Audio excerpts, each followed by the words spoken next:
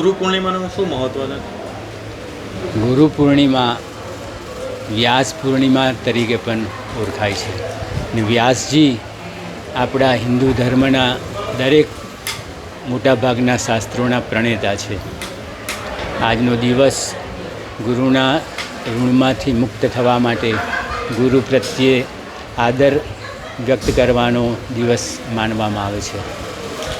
સંતરામ મંદિર ભગવાન દત્તાત્રેયના અવતાર શ્રી સંતરામ મહારાજ બ્રહ્મા વિષ્ણુ મહેશ ત્રણ દેવ અને એક શરીર એવા આપણા સૌના ઈષ્ટદેવ છે.